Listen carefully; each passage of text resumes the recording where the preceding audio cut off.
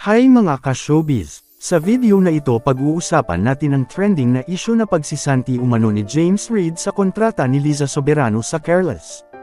Kaya panoorin ang buong video at bigyan natin linaw ang isyu na ito. Kinumpirma ng aktor-singer na si James Reid na umalis na si Liza Soberano sa kanyang record label, Careless Music, at nagbigay siya ng pahayag ukol sa patuloy na mga haka-haka tungkol sa pagkakaroon daw ng hidwaan sa pagitan nila ni Liza Soberano. Noong ika-14 ng Setyembre, opisyal na inihayag ng Careless Music na umalis na ang aktres sa kanilang management roster, epektibo noong ika-29 ng Hulyo taong 2024. Kasunod ng anunsyo, ang talent agency ay nagpahayag ng magandang hangarin para kay Liza, na nagsasabi, "Ito ay isang kasiyahan na maging kinatawan siya, at nais namin ang kanyang pinakamahusay sa lahat ng kanyang mga pagsusumikap." Hindi nagtagal ay lumabas ang mga espekulasyon, na may mga chismis na nagmumungkahi na si James ang nag-terminate ng kontrata ni Liza, habang ang iba ay nag-claim na ang aktres ay nagpasya na wakasan ang kanyang relasyon sa Careless. Ang mga ito ay mas pinalakas ng pag-unfollow ni Liza sa Careless Music sa Instagram. Upang linawin ang sitwasyon, nagsalita si James sa eksklusibong panayam ng ABS-CBN News noong ika-17 ng Setyembre, na kinumpirma na si Liza ang piniling umalis sa Careless. Heto ang pahayag ni James Reid. "We decided to make this statement because there's a lot of rumors na hindi na siya part ng Careless. So we decided to release the statement just to confirm para there's no confusion." Desisyon niya na umalis sa Careless, kinumpirma ni James.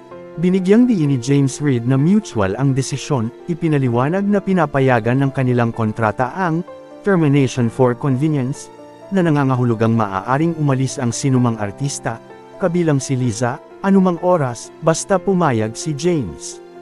"Actually, sa lahat ng contracts and agreements I have with my artists, there's a termination for convenience clause, na anytime pwedeng umalis, as long as I agree.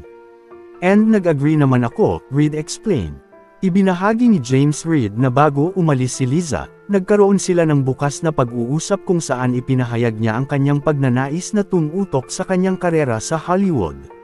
"We have different, I guess, career paths. She's more focused on her US career and going Hollywood, all of that. And mas focused kami sa Pilipinas," sabi ni James. "We're really focused here in the Philippines. Well, I did help her a lot with the initial meetings with her co-management in the US, even with that first film. I introduced the director, but everything after that was really her," dagdag ni James Reid. James praised Liza's proactive approach to managing her career, saying, "Liza's been very proactive with her career ever since she joined Careless. Mayroon siyang napakalinaw na ideya kung saan niya gustong pumunta sa kanyang karera at lahat ng bagay." Idinagdag niya na sa pagtatapos ng kanyang oras sa Careless, si Liza ay mahalagang pinamamahalaan ang kanyang sarili. Sa kanyang paglipat sa US, makatuwirang tumabi si Careless. And towards the end, basically, minamanage niya ang sarili niya.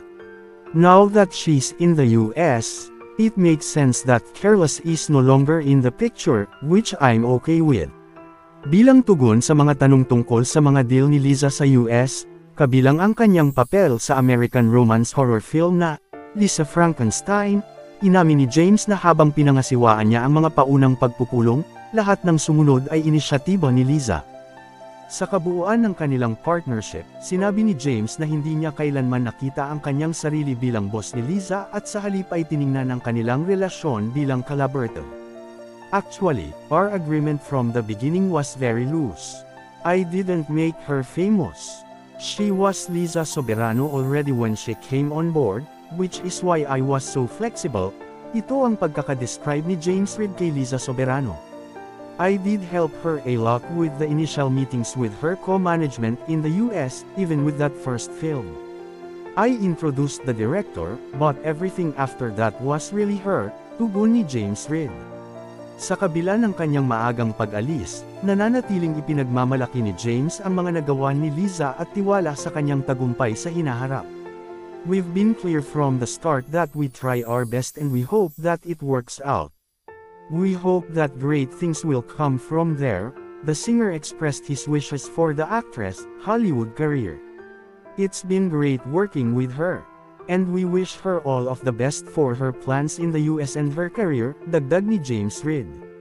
Ang Careless Music, dagdag ni James, ay laging handang salubungin si Liza, hindi lamang bilang isang talento kundi bilang bahagi ng pamilya.